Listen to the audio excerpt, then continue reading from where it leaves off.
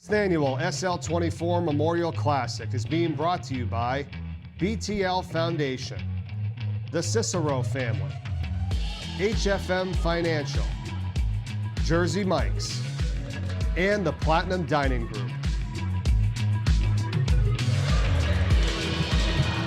And welcome live to the Chase Fieldhouse here in Wilmington, Delaware for the 6th Annual SL24 Memorial Classic in memory of Sean Locke here from the Fieldhouse. Thank you for joining us this weekend. It's been a fantastic day of basketball so far. We're into game number 2. We'll have 8 games here throughout the weekend. It started last night.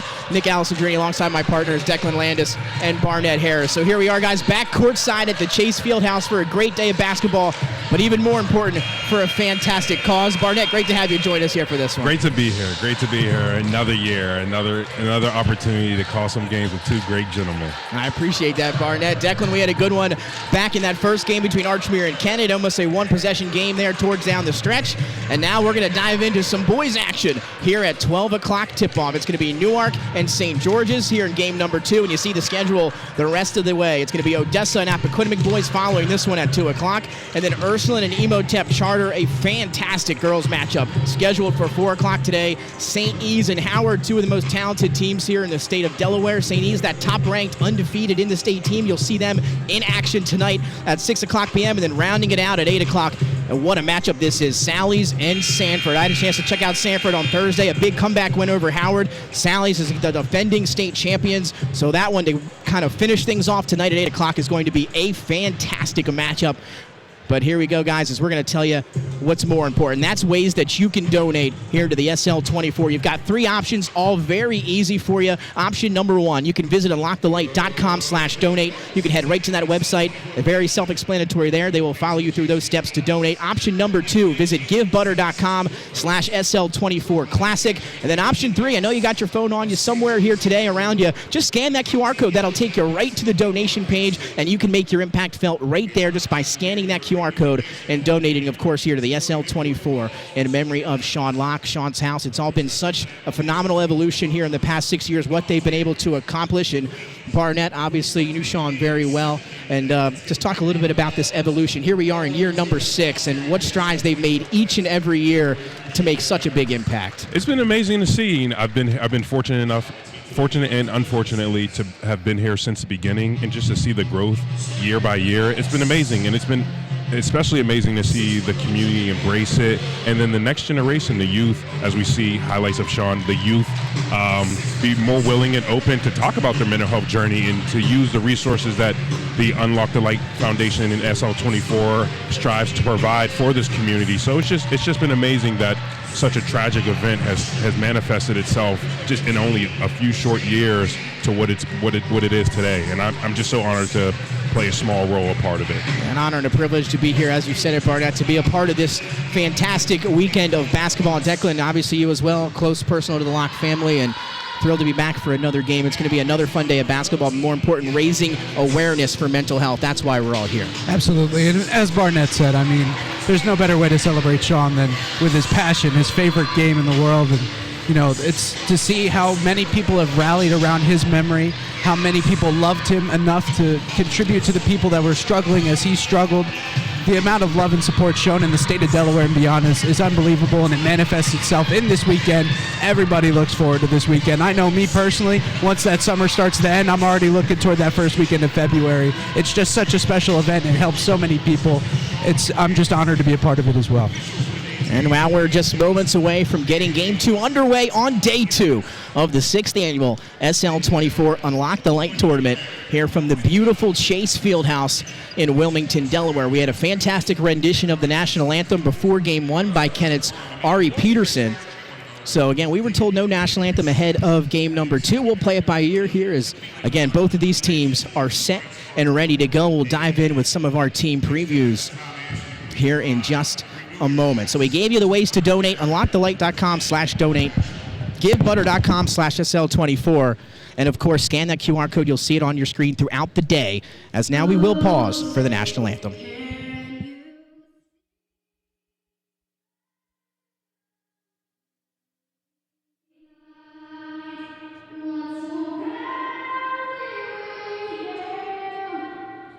the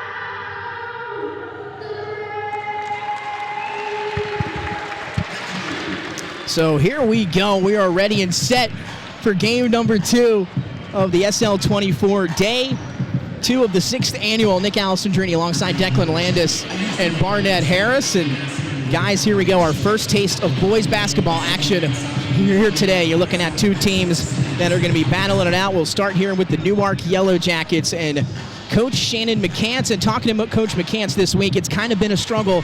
It's been tough for them so far this year. They've been dealing with a lot of adversity. So one of the more challenging seasons that he said, Declan, in his career of coaching. They lost their starting backcourt this summer to transfers. They left schools, one to Sanford, one to Glasgow.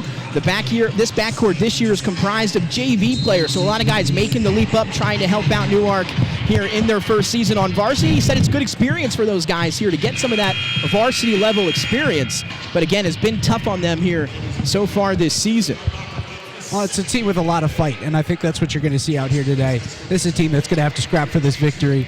It's going to be a hard-fought battle, especially against the St. George's team. Get your starting lineups for Newark. It'll be Emmanuel Harris, Deshaun Gibbs, Keon Black, Micah Riggins, and Chase Nardozzi. And then we'll get you St. George's starters.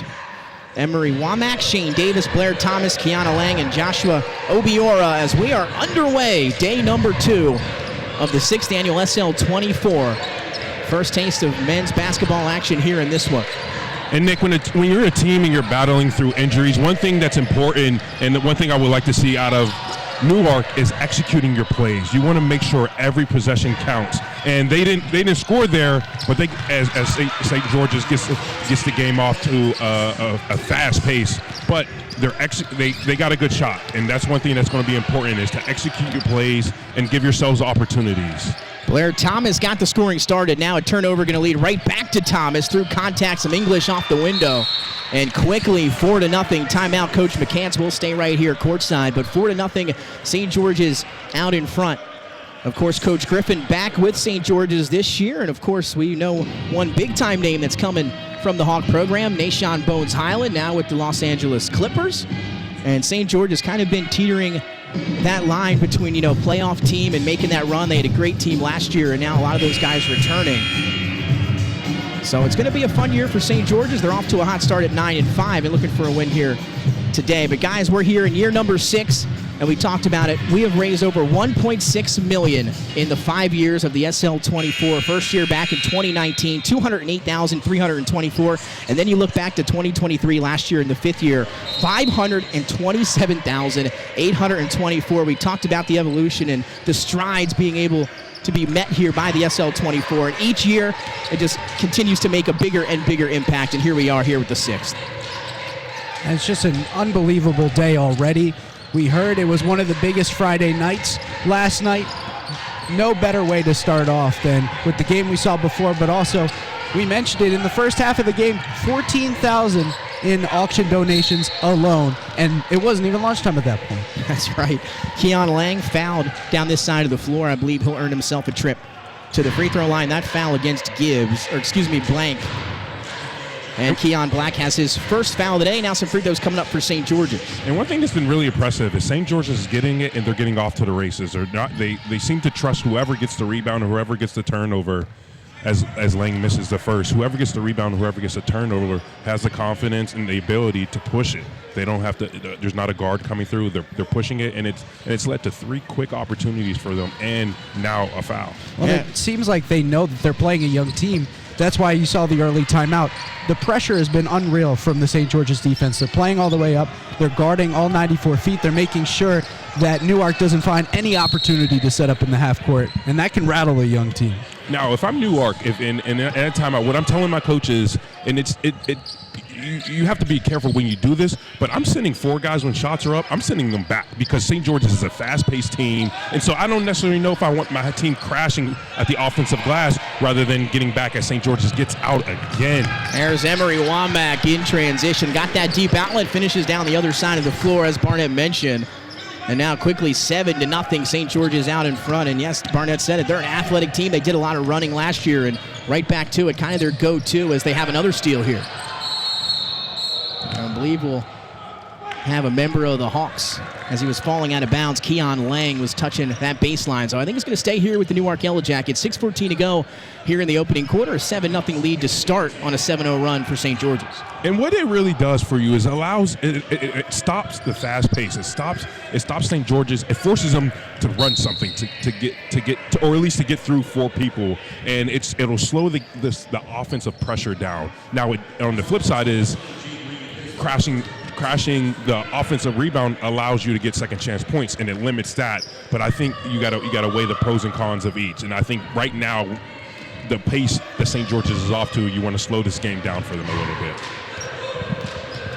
St. George's, as I mentioned, 9-5, a team that's going to be a playoff team this year. Deep shot from the mid-range for Blair Thomas wouldn't fall, for Micah Riggins. And we have a whistle and a foul after the miss, a loose ball foul. Going to go against Newark.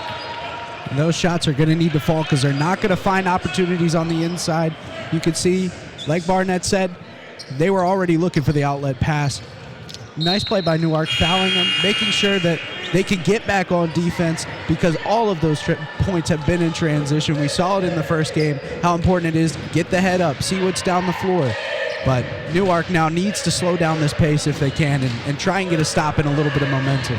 Second foul against the sophomore Keon Black. So he'll exit here for Newark. Xavier Brown coming in, and the lob is finished off by Blair Thomas.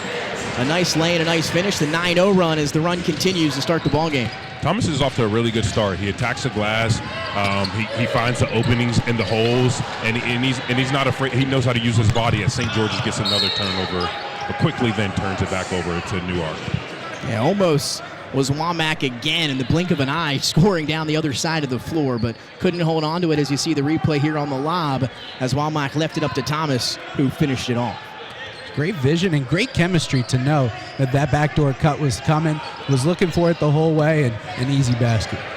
And Barnett touched on it. This pressure from St. George's is forcing turnovers. They've been able to get out and run the entire first 3 minutes of this first quarter.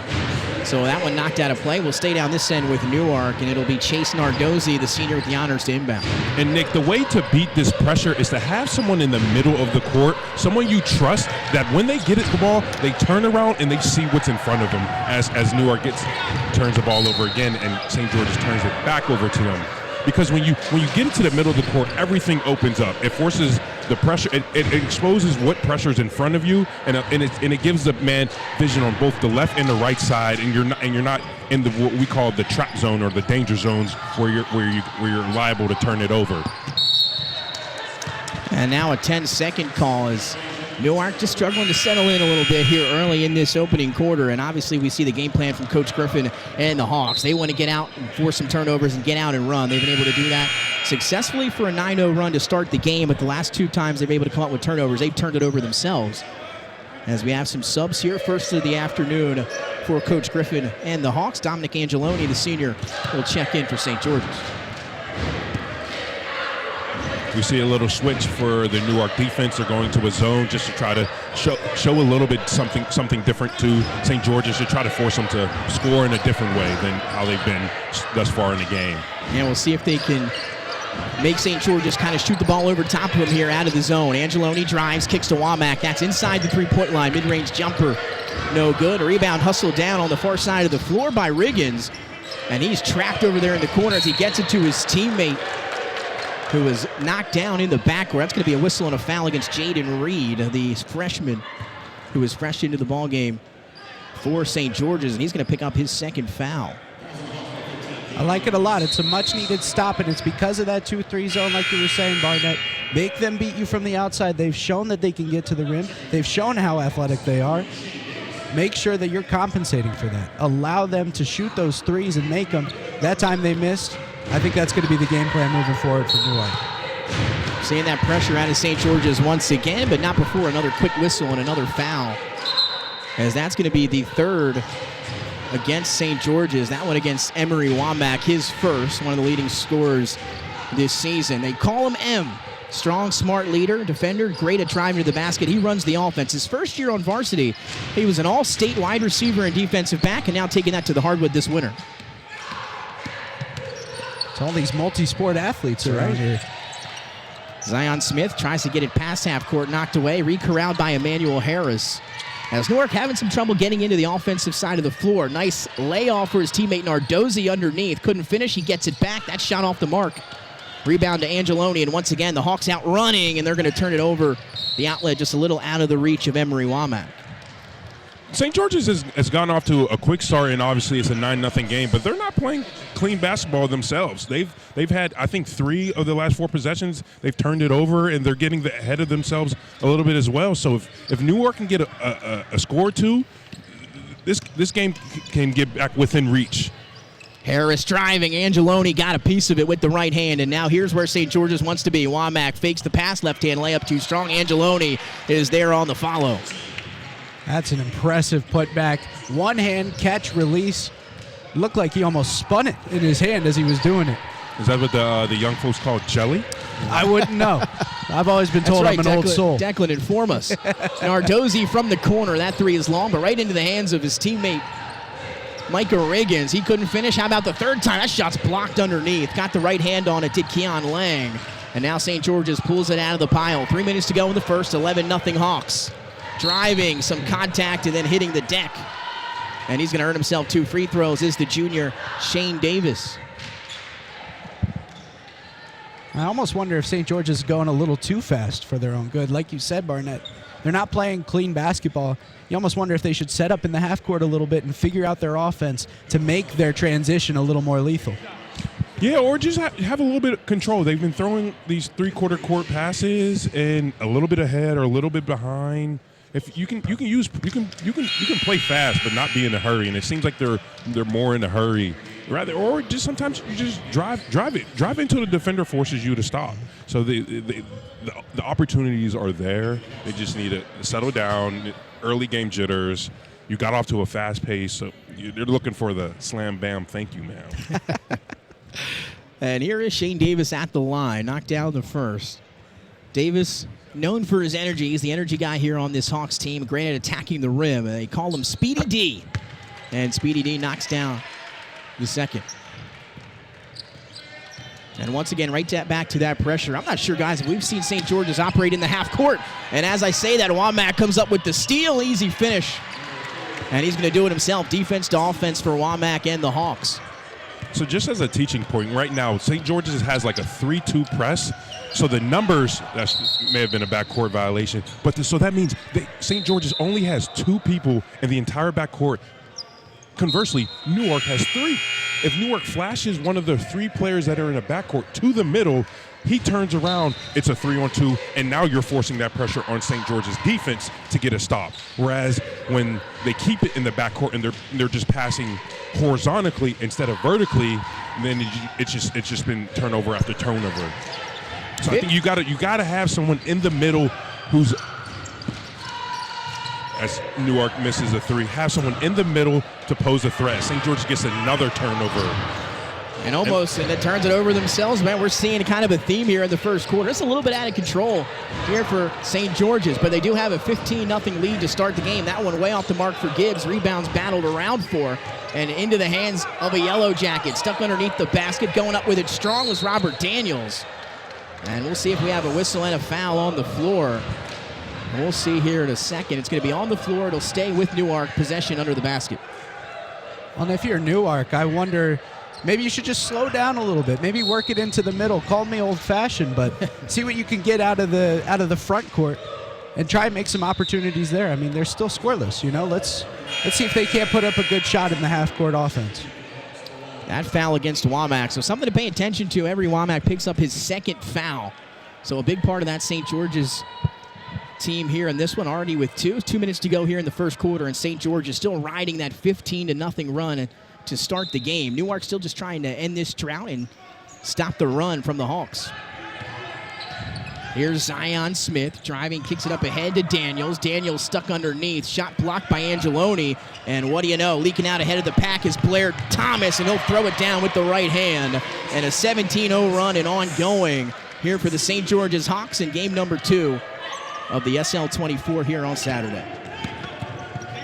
Stolen right back, 3-on-1. Numbers for St. George's, finished off by David Crawford, the junior, and the run continues 19-0. But again, going to be a great day. 6 games in total. We're through 1. This is game number 2, and the rest of the schedule looking fantastic as well. Here at the SL24 at the Chase Fieldhouse. They thread the needle to Gibbs, but he got an extra step in with 1:20 to go here in the first quarter. Some subs here for Newark. Nardozzi going to come back in. Harris will check back in as well. Zion.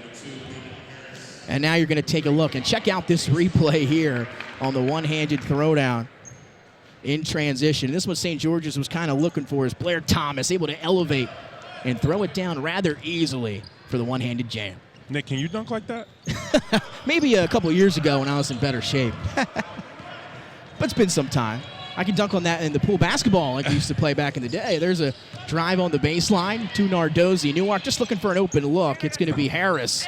His shot missed, rebound up for grabs, and quickly, once again, it's Blair Thomas out in transition. Took some contact, kind of slipped and lost his footing, and the layup no good. 19-0 still as the run continues for St. George's. Newark trying to answer, and that one rattles home. Jeffrey Morton falling away on the baseline, gets that one to fall down. Sometimes that's all you need is see one go through the hoop to build back your confidence. And let's see if New York can string a few stops together. Yeah, they get one there. Nick, I think they forced 6 or 7 turnovers in this quarter. They just haven't been able to capitalize on those opportunities. And the St. George's defense making it tough. That's a 3 for Robert Daniels, short off the front end. Nardozzi, though, going to have a second chance for Newark. He has it stolen away. Leaking ahead is Shane Davis. Speedy D is fouled in transition on his way up, and he earns himself a trip to the charity stripe for a few. With 12.6 to go here in the first quarter, that foul against Deshaun Gibbs. That's going to be his first, and a 19-2 lead, a chance to add on for Davis and St. George's. 12.5 to go here in the opening quarter, guys.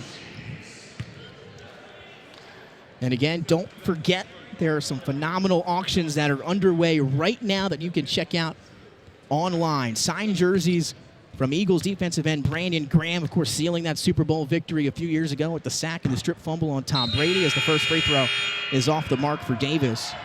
Brian O'Neill, former Salesian and now Minnesota Vikings Pro Bowl offensive tackle. Have signed jersey from him as well you can bid on. And then signed footballs from the Eagles defensive tackle Jordan Davis. Troy Reeder from Sally's, the University of Delaware graduate, and now back with the LA Rams, the Super Bowl champion. As well as some mini helmets, and one of them signed by Isaiah Pacheco, who we will see in the Super Bowl in Las Vegas next Sunday, the running back 7th round pick out of Rutgers. So some phenomenal items that you can bid on. You can head over to the online auction. You see it on your screen. So much. Some fantastic stuff. As that foul going to go against Jacob Sophie. And my favorite, which we have to mention every time, 8 different island vacations. Are you going to be bidding on that one? I'm going to try. I've been unsuccessful so far. You need somebody to go with you. Let me know. There's a free throw. It's short on the front end. Do you get a +1? I don't know. That's what I was asking. We're trying to figure that out around here. By Who yourself? you gotta talk to? You get a vacation by yourself? That sounds awful. Hey, if I'm going to the Caribbean, I don't care who's with me. That's what I'm saying. That's totally valid. If I'm going to the island, I don't need anyone. Fair with enough. me. You go make some friends. I just need a pina colada. There you go. Free throw off the mark. 5 seconds and ticking. 20-2 lead for St. George's here in the first. Drive, kick to the corner. Speedy D for 3. It's short. Rebound won't be up in time, and that'll take us to the close of the opening quarter. It was all St. George's. They were out and running from tip-off. They lead 20-2 as we head to the second. We'll be right back here. It's the 6th annual SL24 from the Chase Fieldhouse in Wilmington.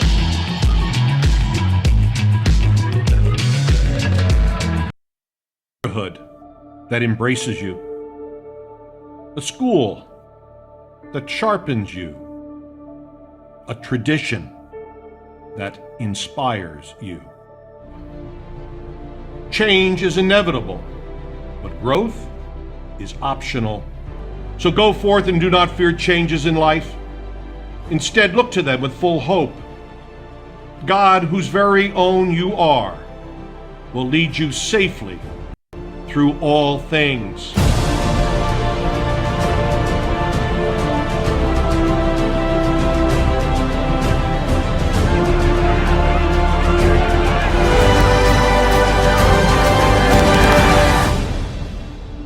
We all have a vocation. We must believe that God has called us to fulfill a special mission that no one else can accomplish. The 6th annual SL24 Memorial Classic is being brought to you by CBM Insurance, DSM Commercial, High Five Hospitality, and iHeartRadio.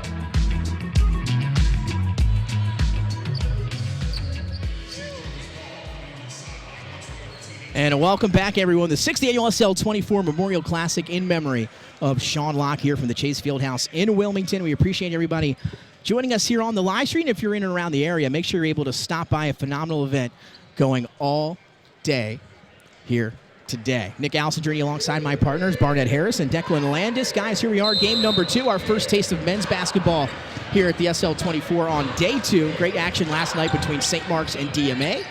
Spartans left with the victory in that one as St. George's will turn it over to start the second quarter.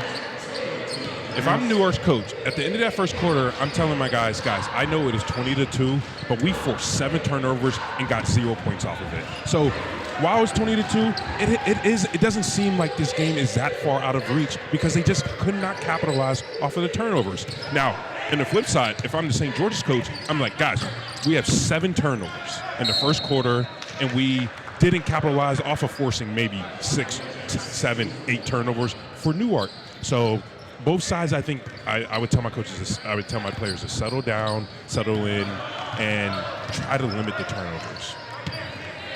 Newark back into that 2-3 zone defensively, trying to make St. George's shoot over top. They get it on the block. That's off the window and through for Blair Thomas. Or excuse me, that was Joshua Obiora. And St. George's continuing to find ways to score the basketball here in the first half. Nardozzi able to get it past half court here. 7:15 to go, first half action.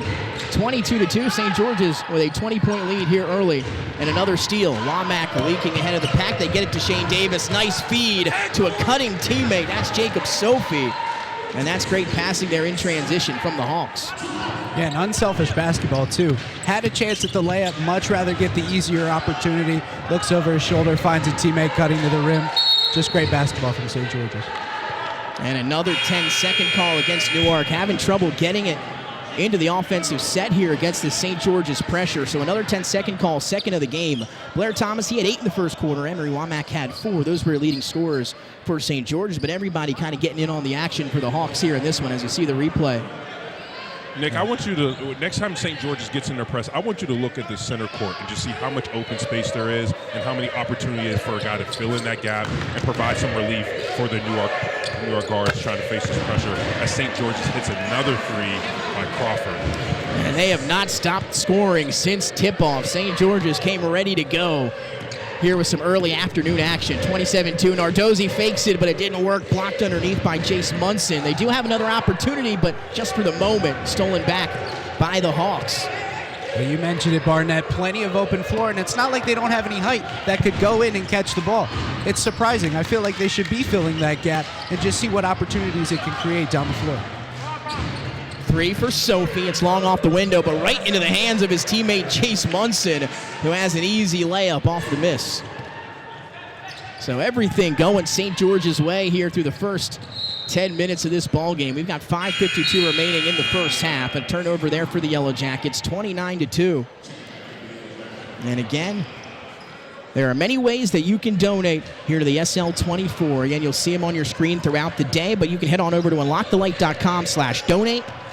GiveButter.com/SL24 Classic, and then the easy way here, scan this QR code. You see it on your screen right now, and that'll take you right where you need to go to donate and make an impact. The steal in transition, and now some free throws coming for Keon Black, who battled some foul trouble in that first quarter. Picked up 2 personals. He's back here in the second, and now a chance to put some on the board here for the Newark Yellow Jackets. And we mentioned it in the first game.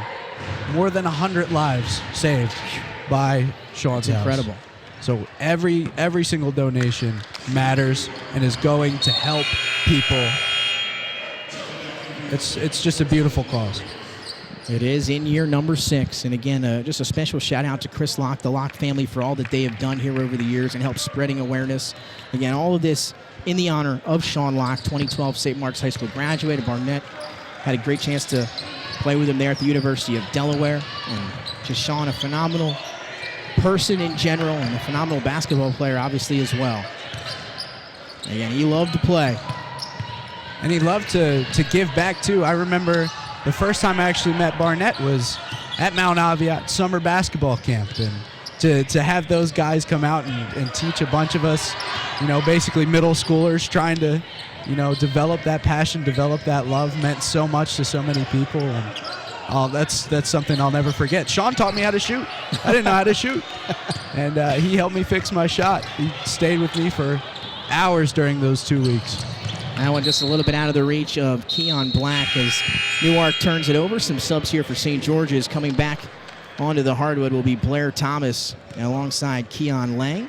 It's 29-3, 4:56 to go here in the first half. Just a little bit, just couldn't get to it as he dives, and now St. George's will take over. I know I told this story back in the game one, the broadcast during our opener here with Archmere and Kennett. I was an 8th grader coming in, and Sean was on the student council as a 9th grader, so I was going to try to, I guess, audition for student council that year. We have a 3 in the corner, and it's knocked down, and a chance at the rare 4-point play for St. George's and Robert Burke as he'll head to the line. But Sean was the first person to greet me when I got to St. Mark's High School, the first person to kind of make me feel welcome. We became great friends instantly, and there was just, not a lot of people that were like Sean, just fantastic in every which way. And again, thank him for all that he was able to do for me early on in my time at St. Mark's. And again, just everything that's kind of been a part of this 6th annual SL Memorial Classic over the years. And that just shows you how much he meant not only to me, but to everyone, as Declan said, everyone that had a chance to know Sean. He made an impact on you in just some type of way or form. And now he's making an impact on people that didn't even get the chance to meet him. Exactly right. That's the most Sean thing ever. It really is. As charismatic as they come. Yeah, that's for sure. That's 4:30 and ticking here for Newark. They got 3 points on the board, looking for more underneath. That shot couldn't go for Riggins. Rebound was loose. Nardozzi has it, a clear path to the basket, and his layup is good after the goaltend, but it fell anyway as Jaden Poole got a hand on it just a little bit late. Excuse me, Joshua Obiora. As Jaden Poole, one of the big-time players for St. George's last year and this year, has been battling some injuries, so haven't had a chance to see him just yet. But a 32-5 lead here for the Hawks, 4:17 and ticking here. First half action in day 2 of the SL24. Cross court is that one just over the head of his intended target, Robert Burke. So St. George's with another turnover. And yeah, you said it, Barnett, just some turnovers here and some sloppy play from St. George's, though they are up 32-5. But now if you're Coach Griffin, maybe want to see them slow it down a little bit, maybe get into the half-court offense and see if you can, as you mentioned, execute some here going forward. But they have been off to a great start.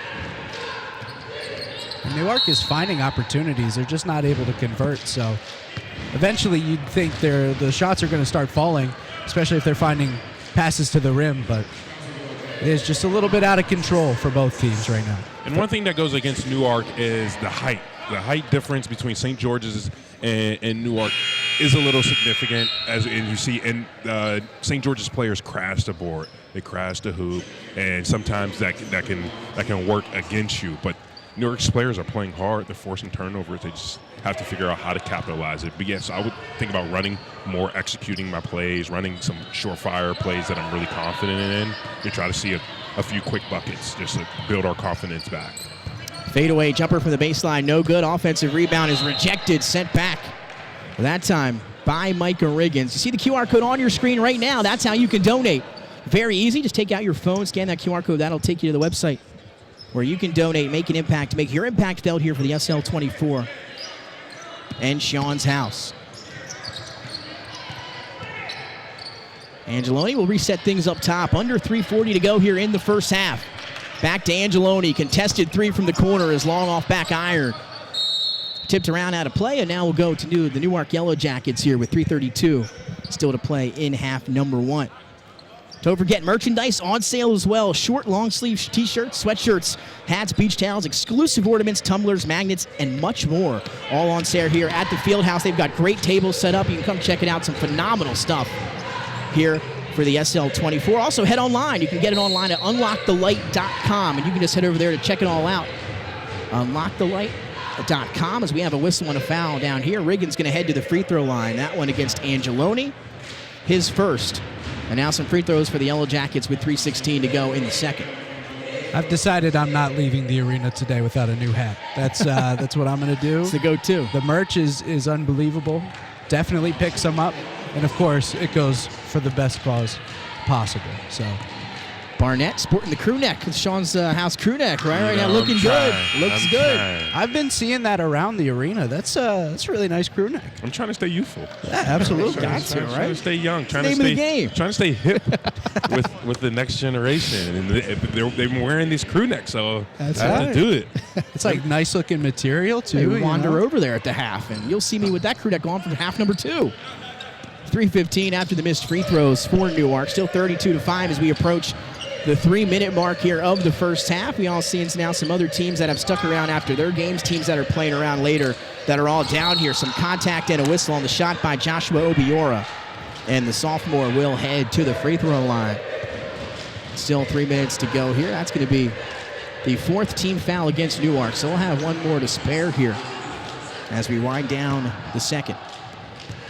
And that's one of my favorite parts about the Classic is how many different people from different places all over the state of Delaware and beyond come to this arena and get to celebrate what we're celebrating here today, the memory of Sean, the work of SL24, and the future people that are struggling, that are going to get helped by the great work that SL24, Sean's House, and beyond are able to do in the community. And it's just so cool to see the different teams, the different families, the different fans gather in one spot and watch some great basketball.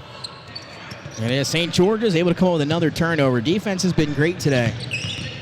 And they'll take it back out. Kicked out. That's an open 3 for Blair Thomas. No good. A rebound to Davis. His put back no good as well. And now leaking down the other side is Zion Smith, and he'll have an easy layup. And right before you know it, St. George is quickly back to the other side of the floor. That's been kind of their go-to here. And this one, the game plan was to come in, play fast, and run the floor. And they've been able to do that successfully here in the first half. They have indeed. And create pressure. That's the biggest thing. It started on that defensive end. Keon Lang hauls in the offensive rebound, lost it underneath. And I think it's going to stay with St. George's. We'll have a timeout on the floor, but of course, we'll stay right here courtside here at the Chase Fieldhouse in Wilmington, the beautiful home of the defending G League champion Delaware Bluecoats. Is coming back for another year. They took home the championship last year behind Mac McGlung, the dunk champion, and some other guys Georgetown there. Hoya. That's right, Georgetown Hoya. And what a fire. You want to watch some mixtapes or some high school stuff or college highlights, watch Mac McGlung highlights. My goodness. What's your favorite high school mixtape? John Wall. Akil Carr. Oh.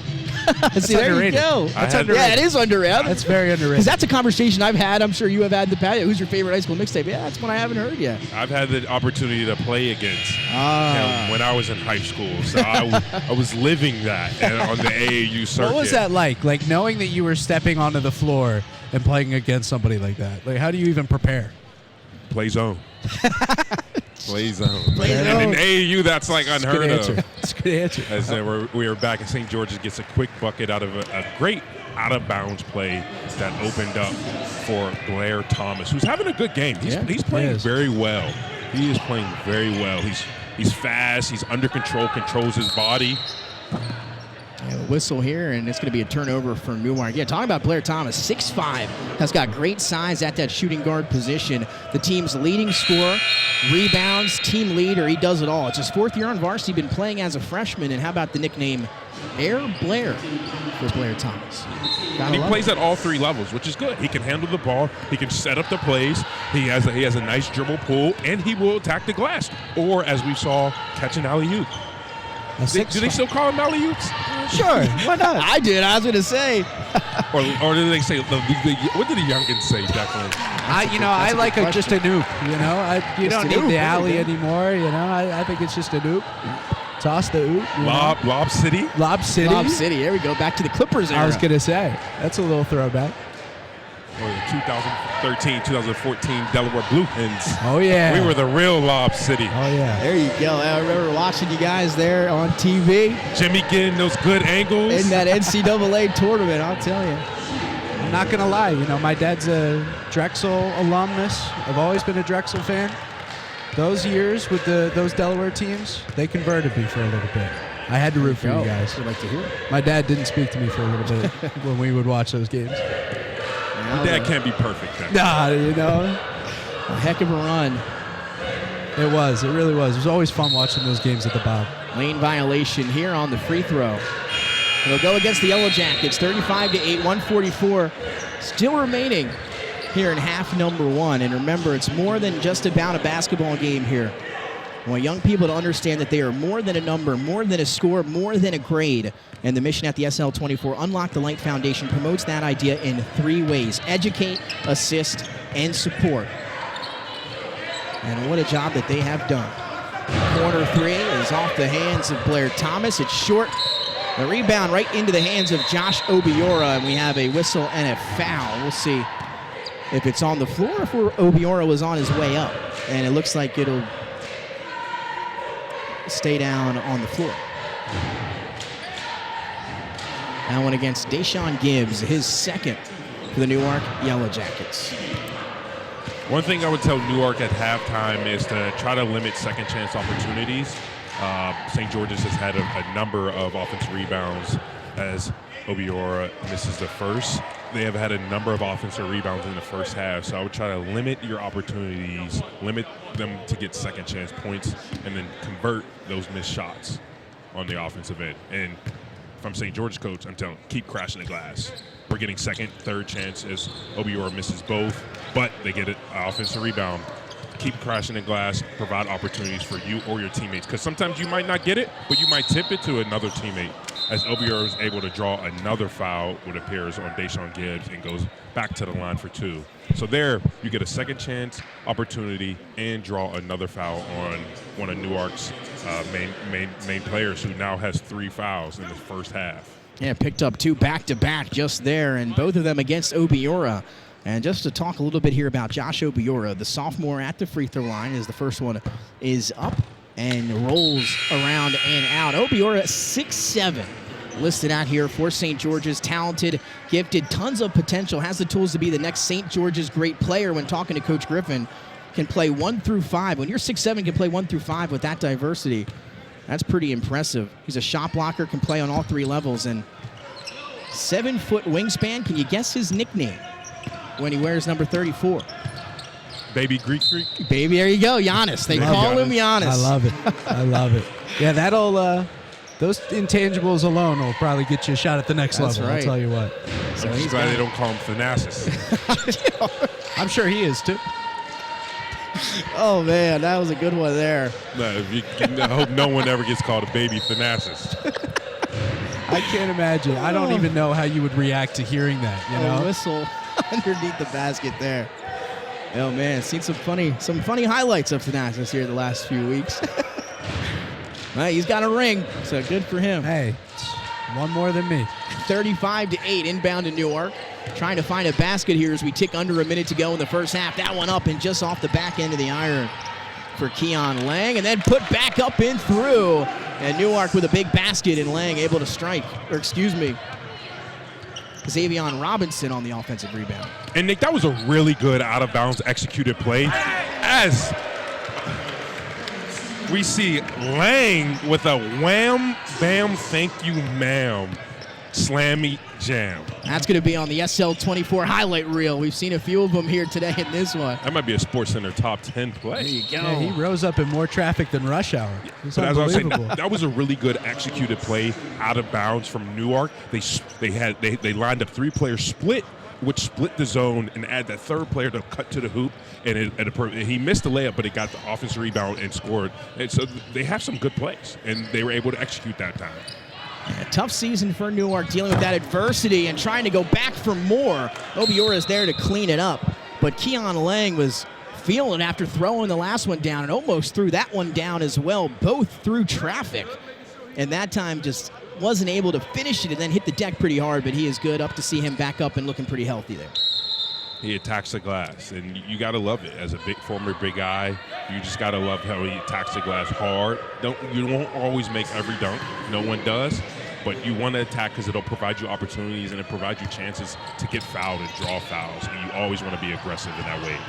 6 seconds, see if the Yellow Jackets can get a shot off here as the first half comes to a close. 2, the 3 is up, it's off the mark for Xavion Robinson, and that'll take us to the close of half number 1. And St. George's from the tip got out to a 20-0 lead, and they lead 39-10 as we head to the break here at the 6th annual SL24. It's day number 2, game number 2 between St. George's and Newark, 39-10. We'll be back with second half action. Mental health for athletes is unique because you gotta balance a bunch of things. Your social life and your priorities, so like school and sports. Homework after school, practice, how they perform in games, like they might feel stressed about it. You're expected to be able to put 100% on the field, 100% in the court, 100% in your classroom, and I think that's an expectation that really pushes student athletes away from finding help. Learning how to deal with pressure from both sides, like academically and athletically. Athletes go through being yelled at a lot. Coaches can put a lot of pressure on you, your parents even, and yourself mostly. People like text you on social media saying like, why did you lose, or how did you lose, or what happened in the game, and you have to sometimes repeat the same thing, and it makes you think about like why you lost, and you can get down. So it's just all piling up, and I feel like we have it maybe a little worse than others, so I think it's important for us to talk about it and have an outlet. We struggle with opening up about our emotions and our well-being, because we feel like as athletes we're supposed to take that on to the chin and keep pushing for it each day. They'll have a lot of opinions from other schools or people about their performance in games, and that can impact how they personally view themselves. There's usually a lot more than you see than just on the court. There's a lot of stuff in the locker room, a lot of stuff at home that you don't get to see. The status quo of an athlete is that they're strong and they don't show emotion, which is not true behind closed doors, something that we need to take seriously. Feeling alone and not having support on and off the court, sometimes they feel like people don't understand, or maybe people don't go through what they're going through. You can almost approach your mental health as a sport. That's the first thing you need to train your brain, you need to be prepared, and I think that a lot of people will put training themselves for a sport, the pressure of their family and coaches before bettering themselves. We hold a lot of things in that we need to share with somebody that we trust, and we should be our own advocate, and we should speak up and express how we feel, because it is important for us to get help.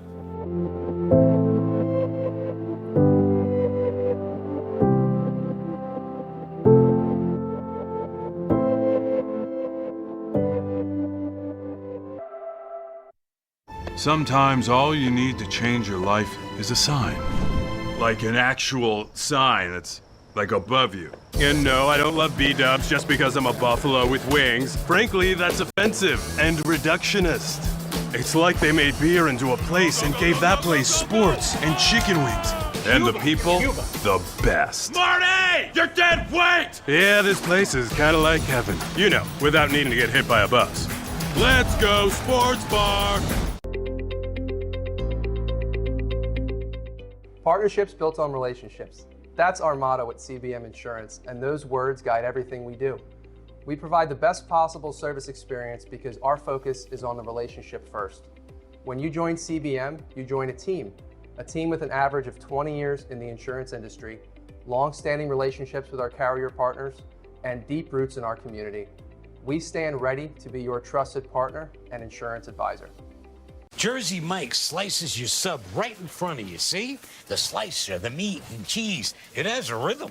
This is the rhythm of the slice, oh yeah. The rhythm of the slice, this is the rhythm of the slice, oh yeah. Order for Danny? Sliced right in front of you. It's a Jersey Mike's thing, a sub above.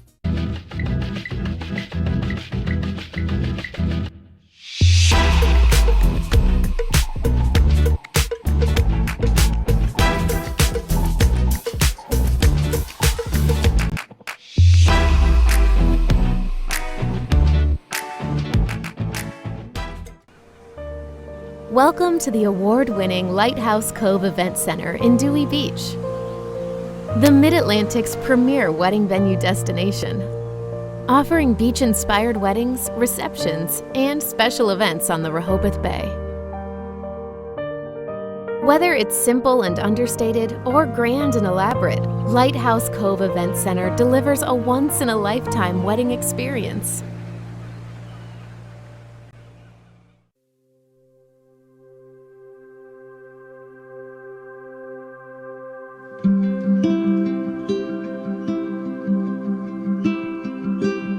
.136 is the same and different for sure. Just looking around, much cleaner. It's come so far between just the renovations.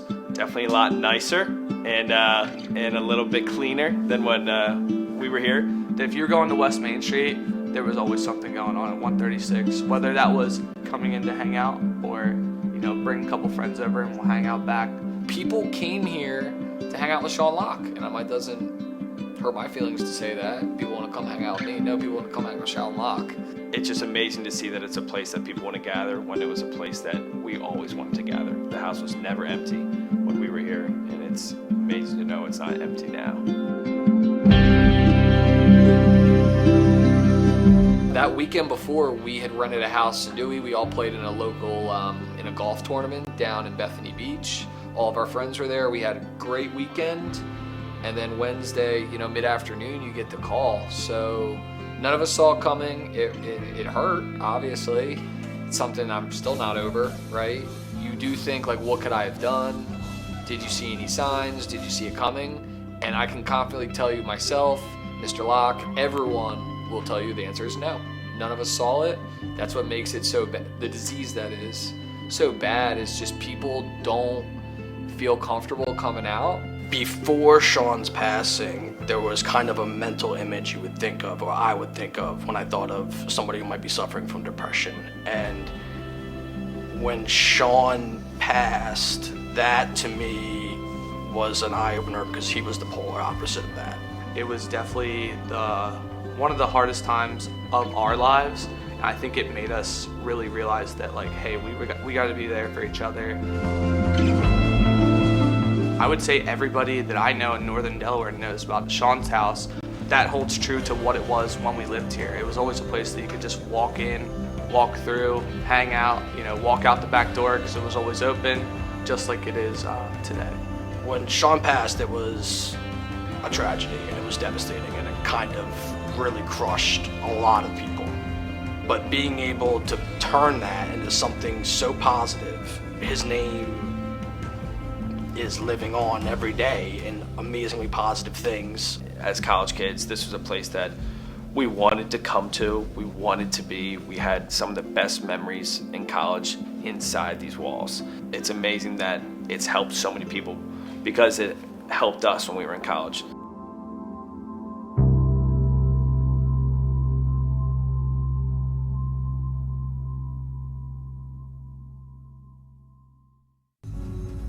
It's incredible, the journey we're about to start. Reimagining it all to take children's healthcare where it's never been. Well beyond medicine.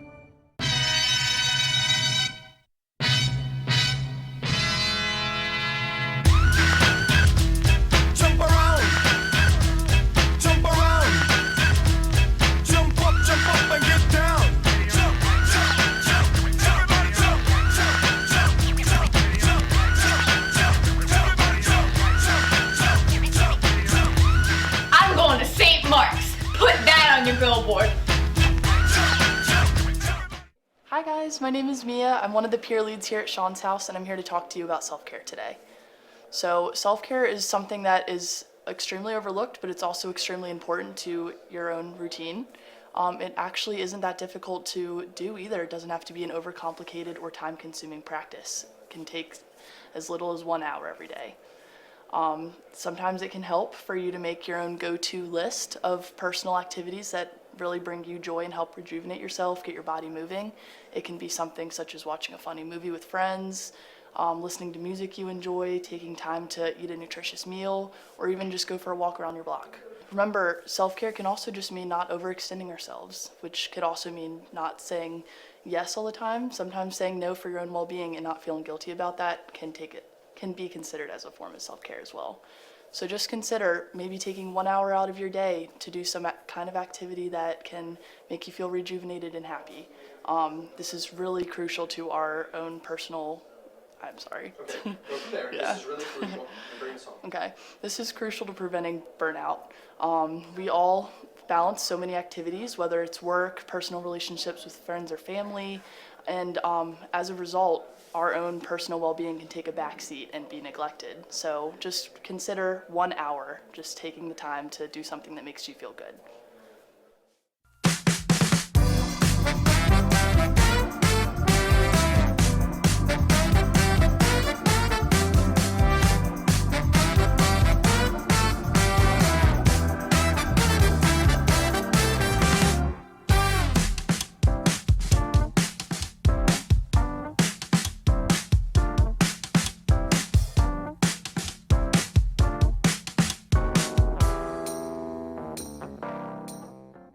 Tavernic Rustic Italian. It's Platinum Dining Group's take on authentic rustic Italian cuisine. Think of it as kind of returning home to grandmom's house.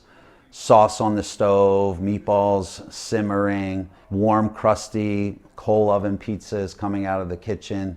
It's our way of welcoming you into our home, our kitchen, and just kind of filling your bellies with a whole lot of love and good stuff. We're located right on Main Street in downtown Newark. Looking forward to seeing you soon.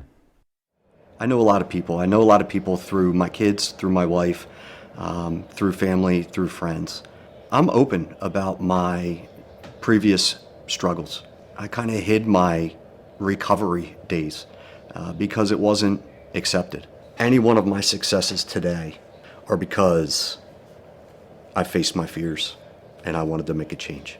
This is a great resource for many kids to get a second start, a second chance, and to face their mental health issues. It's important to mention the changes in how people are encouraged to talk about suicide when we talk about prevention. We're all familiar with the term committed suicide. This wording is no longer recommended. When you hear the word committed, you often think of things like a crime or a sin, things that have a really negative connotation. We want to avoid using this language that may cast judgment on people who are experiencing these symptoms. This judgment that could be cast would reduce the likelihood that they would actually reach out for help. So instead, we use terms like died by suicide, ended his or her life or their life, or killed his or herself. We always want to avoid words like success or failure when we're talking about suicide attempts. Those words seem unsuited when discussing the painful tragedy of suicide. As difficult as this suggestion might sound, if you were discussing suicide with someone who is struggling, you want to try to say the word suicide with the same inflection you might say the word ball or pizza. Why, you might ask?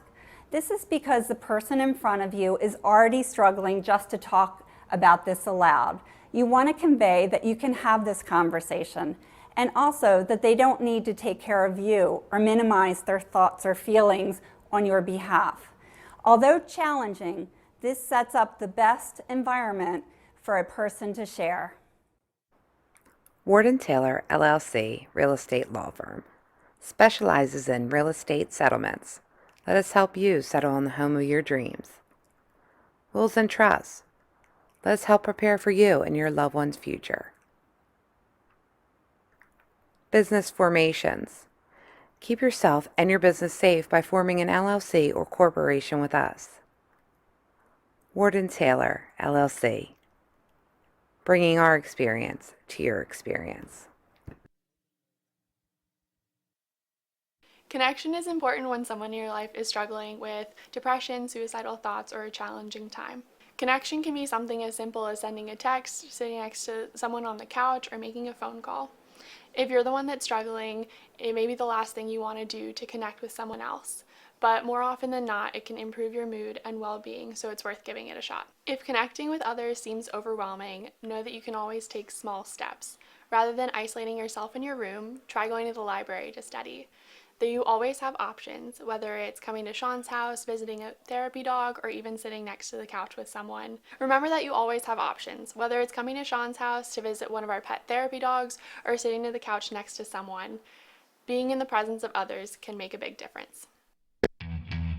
The 6th annual SL24 Memorial Classic is being brought to you by Kevin and Marion Healy, the Marta Shelley Restaurant Group, Nemours, and Salesiana.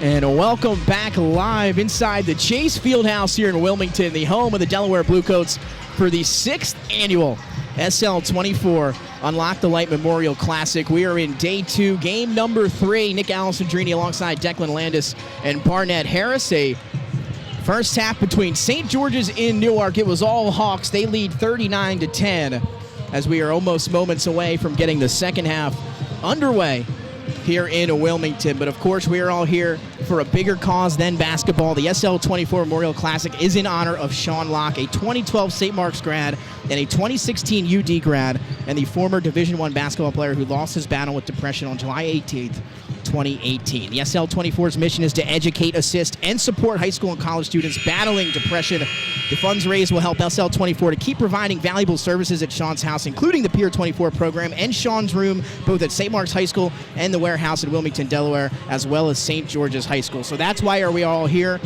in honor of Sean and to help raise awareness for mental health and suicide prevention. Nick Alessandrini, Declan Landis, and Barnett Harris. And guys, here we are.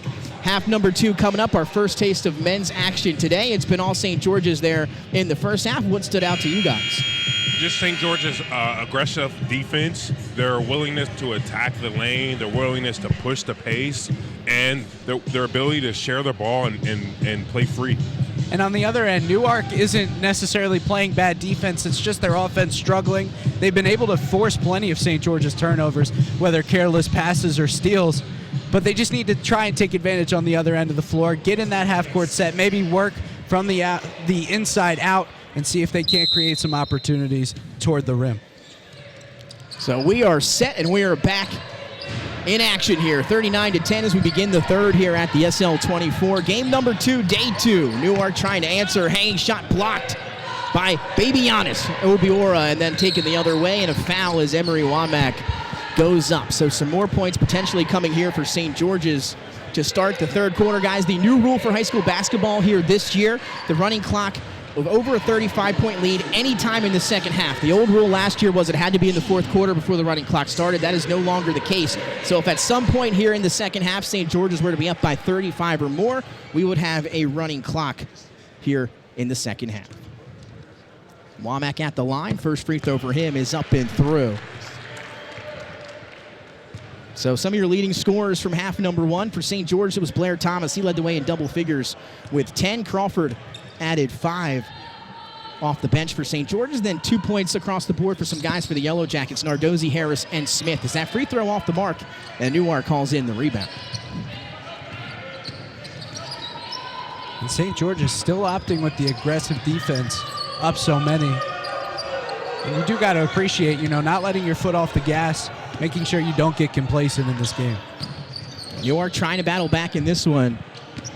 Points have been tough to come by. That St. George's defense has been good. Nardozzi, the deep 3, high arcing over the arms of Angeloni. Just couldn't get it to go, and now racing down the other direction is Emery Womack.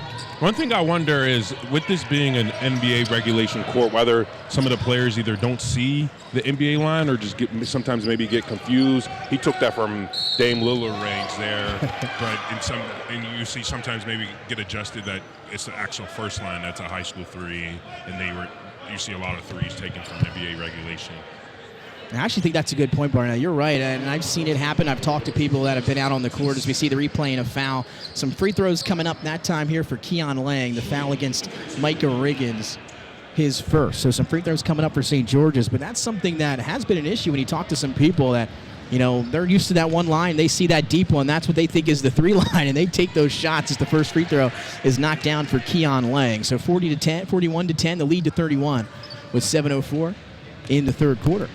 Well, you've never had to think about that before, never. right? And now all of a sudden you have to consider where's the actual 3, and maybe that messes up the rhythm of your shot, so you just go back into sort of shooter mode and just start thinking about where you're going to get open and not necessarily how deep you are. And like you said, Barnett, that shot is so much harder. That's NBA level. Nardozzi pump fake, stepped underneath, but took some contact from Keon Lang, got him on the arm. So some free throws coming up for Nardozzi. Chase, the senior, will head to the line. That's going to be the third, actually, if they call it on Obiora. So we'll wait and see.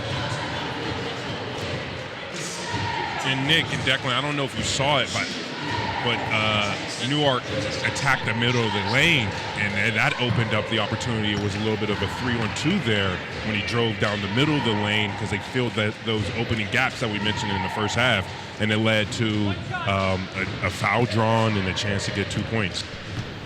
So big free throws here for Nardozzi and Newark, and unable to capitalize there, but an offensive rebound, and that shot blocked underneath by Obiora, a.k.a. Babianis, showing off that length that we talked about back in that first half. I can't get over that nickname. Who started it? You know, well, he must wear it for a reason, right? You would think. Riggins couldn't haul in the offensive rebound. A second chance here, and that's going to be a foul. That one's going to go against Keon Lang. I mean, we've seen why he has it. I mean, he's been all over the floor on both ends. Super athletic. Just massive, a presence in the paint. And he's been a big reason why St. George's is where they are right now. And that one coming right at us here courtside. What a snag. That was Brian Corey getting out there, snagging that one, saving us. We had an incident in between games. I left my cup on the desk here. Big mistake as that was taken down, and Brian saving us here from a reenactment of what we experienced just a little bit earlier on. Brian showing that athleticism. Oh, yeah. Really good high school athlete. Angeloni's three wouldn't go. Rebound to Riggins. I need to know if there was a thought about putting that shot up there. Just maybe. Did he still got it? Yeah, still got it, Brian? As that three in the corner is knocked home. Keon Black with 3 fouls. Drills the triple from the corner, giving Newark some life here in the third quarter. Here's Obiora. They'll work it now around the perimeter. Thomas going to let it fly, trying to answer. Can't. Long rebound is hustled down by Emmanuel Harris. Leaking up ahead. A nice pass finds Black. Can he finish? And he does. Keon Black knocks down a big triple that answers with a big bucket inside. And a 5-0 run for Black and the Yellow Jackets. Just great vision to get it as close to the rim as possible. That was almost a really nice finish there, too. Hanging, double clutching, and then able to get it on the second chance that time for Keon Lang. I'll tell you, they've got some twin towers underneath with Lang and Obiora. Those guys got some size. Their whole lineup is just so athletic. It's hard to play against guys that can do everything all over the floor, especially when they have as much chemistry as we've seen from St. George's. Angeloni couldn't get it. The follow, no good by Thomas. How about Womack underneath? A fourth chance as he's fouled on the way up by Deshaun Gibbs. So Gibbs, I believe, going to have foul number 4. So he's going to be in some trouble here. He might have to come out of the ball game. We're seeing some subs head to the score table here for both teams, but now it'll be Womack at the free throw line as you see the replay as St. George is doing work on the offensive glass. One thing Newark is going to have to do in this second half is box out to try your best to limit St. George's to one shot. And Womack has struggled from the line today. Just 1 of 4, make it 1 of 5 now for Emery Womack. And a heck of a football player, all-stater for St. George's in the fall. Coach John Wilson in the building. I had a chance to see him before the game. Was my football coach at St. Mark's, now at St. George's. One thing I really like about St. George's is the selflessness of these players. They're willing to share the ball. They're willing to get their teammates an opportunity to score, and they play really good basketball. They play really strong and really together basketball. You love to see that, especially late in this season, leading to the playoffs. It'll be really important that you're all firing on the same page. Black takes some contact, hung on the rim as he hits the deck on the baseline, but will earn himself a trip to the free throw line for a pair here with 4:57 to go in quarter number 3. St. George is up 45-15 as you see the replay here.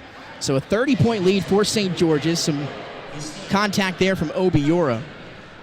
One thing I would have liked to see from Baby Giannis there was maybe take a charge. Maybe step up and take a charge. It was a little bit off balance. It was a Black was driving. He looked a little out of control. And then OBR jumped and forced him in to try to get a block. Step up, maybe take a charge, or wait till he gets it.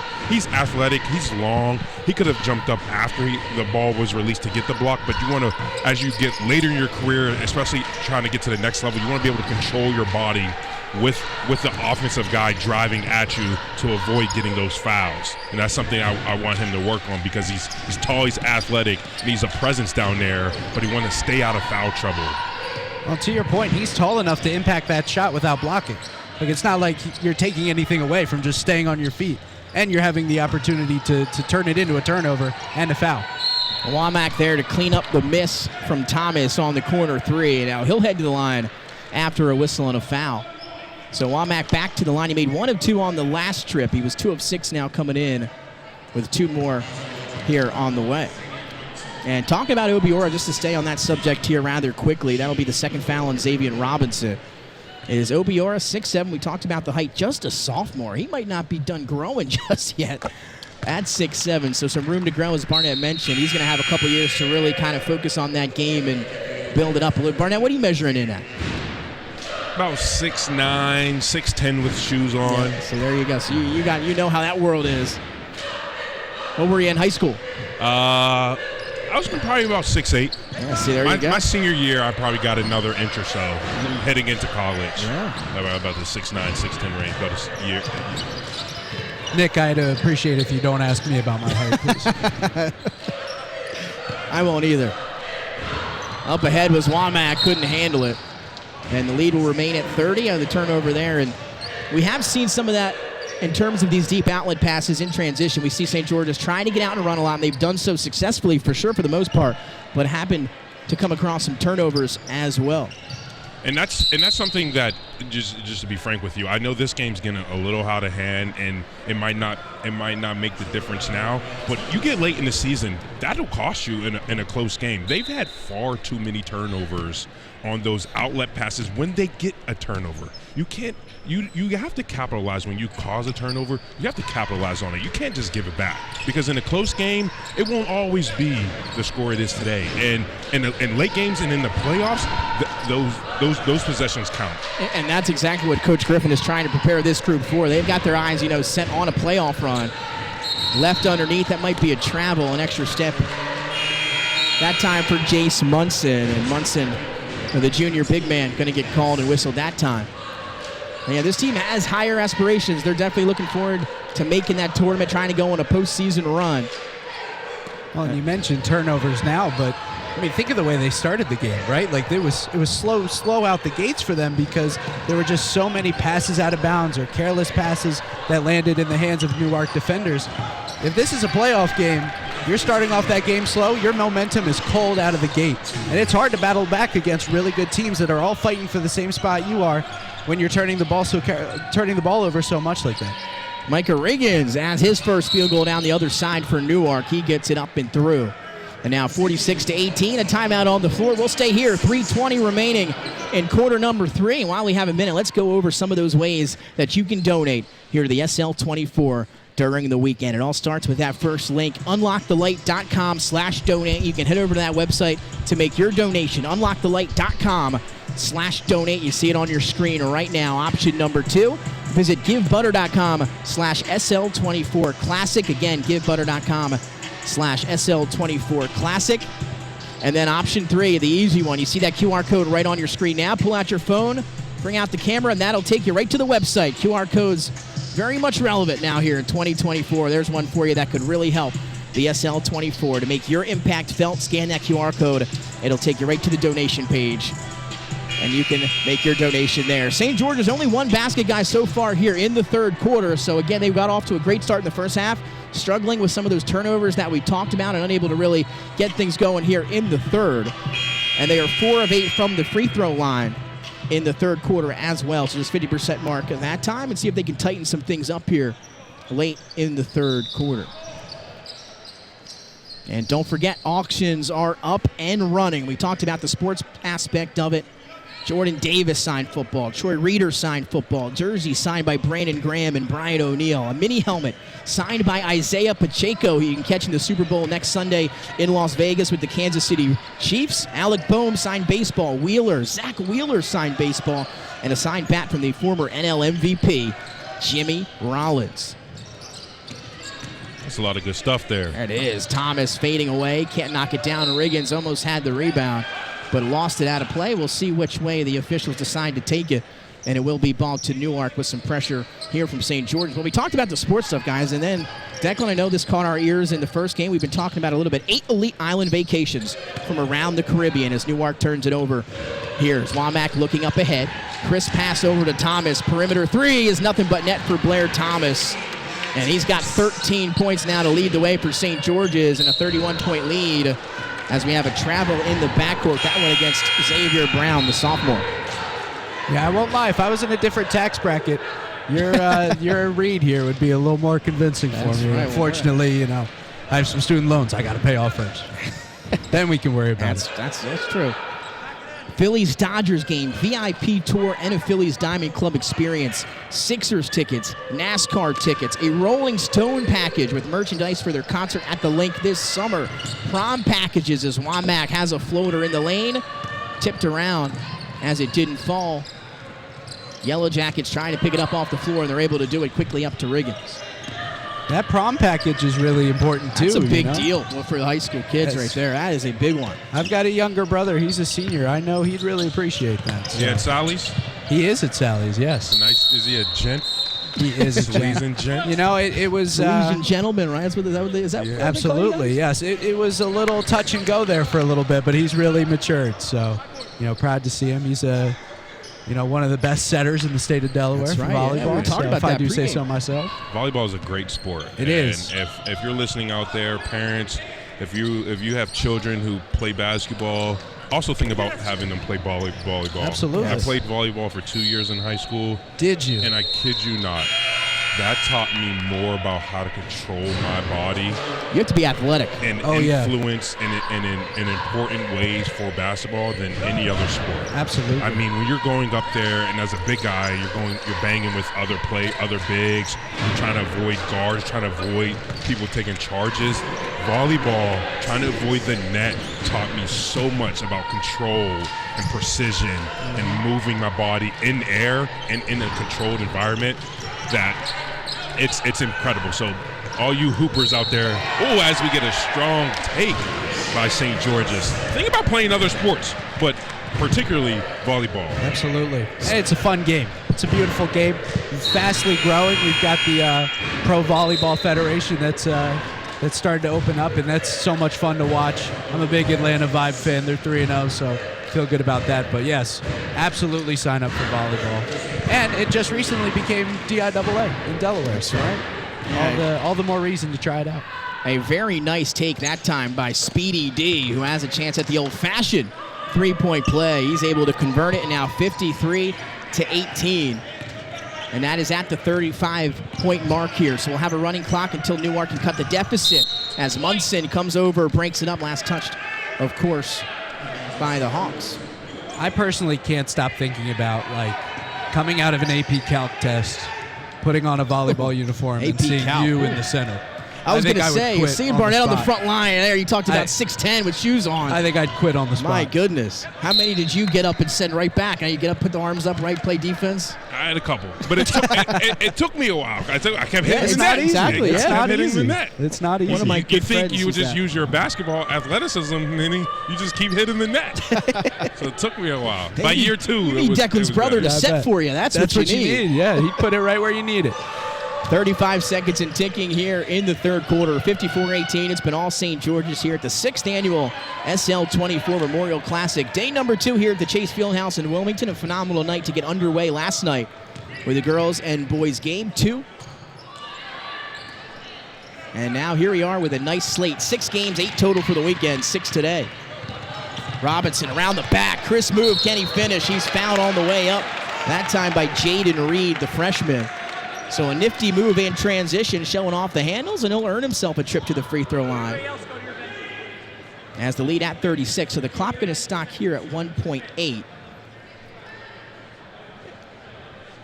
as that foul is going to be Reed's third for St. George's, and it'll be the end of the quarter following the free throws here from number 31, the sophomore Xavion Robinson. Able to knock it down. So at the 35-point mark here, if Newark's able to, and Robinson able to knock this down, that'll keep it within the threshold of a running clock. And he does here. But it'll sound and take us to the end of the third quarter, as St. George is still in control of this one in Game 2 of our Saturday here at the 6th Annual SL24 Memorial Classic.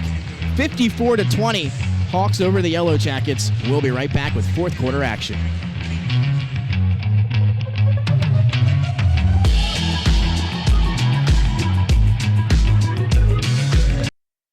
Mike slices your sub right in front of you, see? The slicer, the meat and cheese, it has a rhythm. This is the rhythm of the slice. The slice. Oh yeah. The rhythm of the slice.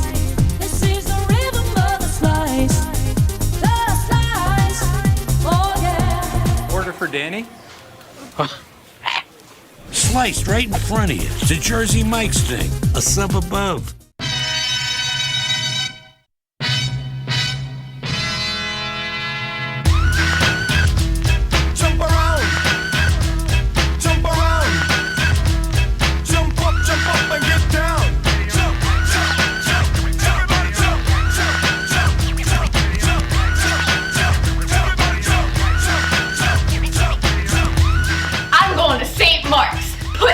Your billboard.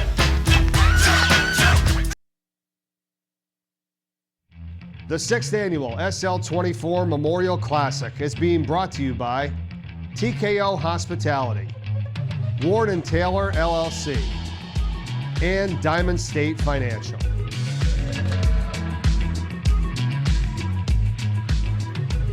And welcome back, everyone. The 6th Annual SL24 Memorial Classic in memory of Sean Locke here from the Chase Fieldhouse in Wilmington. Appreciate you joining us this weekend. Nick Allison journey alongside Declan Landis and Barnett Harris. Day number 2. 6 games on tap today. We are in our second of 6 between St. George's and Newark. It's been all Hawks 54-20 as we begin. Nardozzi looking to start with a 3, can't do it. Rebound to St. George's, and here's Womack in transition, wrapped up by Nardozzi. And now some more free throws coming for St. George's, who lead 54-20. And the running clock, guys, will be in effect unless Newark can get it back within 25. So that would stop the running clock. And until then, we will have it continue to roll here through free throws just to educate everyone here at home, as that is going to be the second foul against Nardozzi. So free throws coming for Womack. Officials today: Vince Johnson, Tom Peters, and Dan Williams.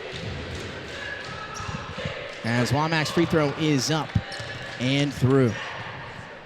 So it's going to be another great day. Still a lot of basketball, a lot of action left here from the Chase Fieldhouse. We are just getting started. So if you're in and around the area, it's a phenomenal event for a phenomenal cause. Stop on by. Check it out. Some great merch, auctions, you name it. The second free throw missed from Womack, taken away here by the Yellow Jackets and stolen right back. 3-on-1 numbers for the Hawks. Womack through traffic, no good. Shot blocked underneath behind there by Black. Second chance for Womack. How about another rejection? This one underneath by Deshaun Gibbs.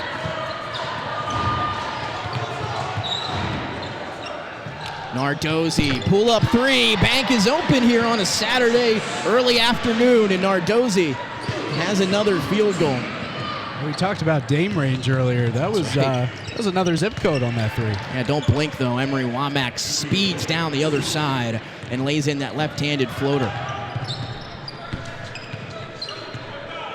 Another one. He was feeling it, shorted that one. Feeling it. Let it fly again. Let it go. Let He it does. go. Nardozzi. Oh, Might as well. off the window. Why not? I'm with you. We have platoon of subs coming in for St. George's at the next whistle. They'll exchange all 5. That shot's blocked by Deshaun Gibbs, and a whistle on the follow-up as the clock continues to run here. 57-23, and we're going to see 5 new Hawks come into the ballgame here at the next whistle. You know what? That was a heat check and a half, but I'm not mad at it. You know, you make the first one, see what's still there. I liked it. Shooters are going to shoot. Yes, absolutely. And that's going to be the 5th foul against Keon Black. Excuse me. That's going to do it for Keon, the sophomore. Has had a good start here today as well. 7 points for him to lead the way for Newark. And he'll have to head to the bench here. Nardozzi will head there as well. So 5:15 to go, 58-23 in year 6 with over $1.625 million raised here at the SL24. And you can help us make this another incredible year. As that putback, no good. Rebound battled for.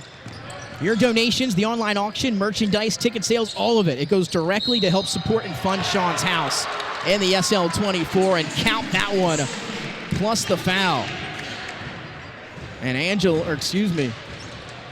Jacob Sophie, the junior coming in, has a chance to head to the free throw line to add on to this one. How many games do you see 2 possible 4-point plays? Might be my first of the year. Do a lot of games.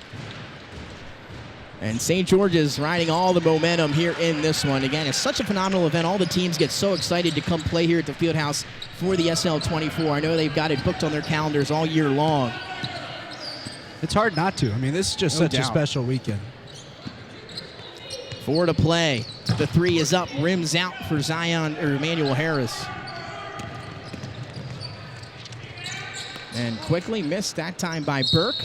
The follow is put back up by Obiora. And a whistle and some more free throws coming up. And we talked a little bit about Sean's house. It opened on October 1st, 2020. Look at some of the numbers, just unbelievable. Over 24,000 visitors through the door at Sean's house since it opened back in 2020. Over 67,000 people educated by the SL24 programs about mental health and suicide. Over 4,000 sessions with Peer 24 support specialists and over 220 specialists trained to support others. Over 425 events and groups have been hosted at Sean's house. And of course, the biggest number of all, over 100 active crisis served. I mean, you really can't put into words or even, feeling of what they've been able to accomplish in memory of Sean Rock.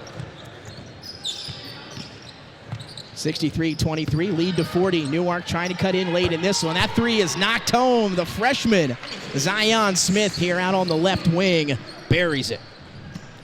And you can follow Sean's house on social media. You see the links on your screen now on Facebook at Sean's House Newark, and then on Instagram at Sean's House. Floater from the baseline rolls around, falls out. That time for Robert Burke, and now here come the Yellow Jackets with the board. Drive, kick back to the freshman. Can he knock down another 3? He can. It's long off the hands of Zion Smith. Sophie in transition, hanging, couldn't finish. Obiora almost threw it back down.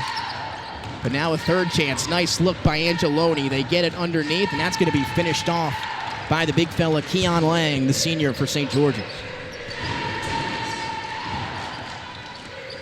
And it's starting to get, more crowded as the day progresses here in Wilmington. Going to be phenomenal crowds for the coming up games here that are scheduled a little bit later. We've got some fantastic matchups still yet to play.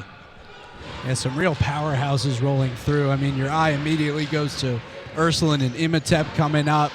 You've got Howard and St. E's with the best team right now in the state, one of the best players in the state.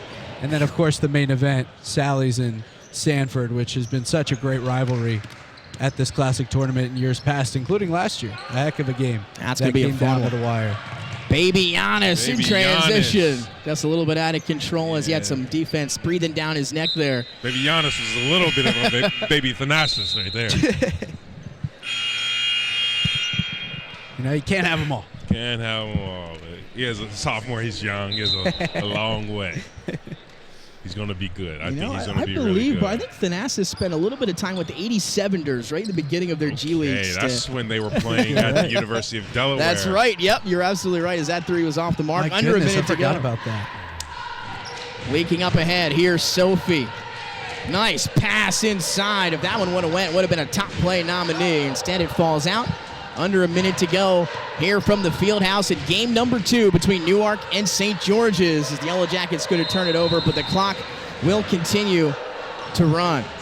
And again, everyone remember, merchandise is here all day. You can head on to the online auctions online tonight. It closes at 10 p.m.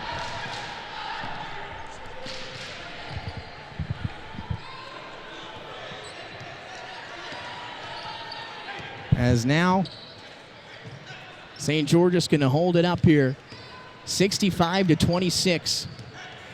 And what a performance we see here in game 2 of the 6th annual, or day 2 of the 6th annual SL24. It was all St. George's from tip. And they roll to a 65-26 victory here at the SL24.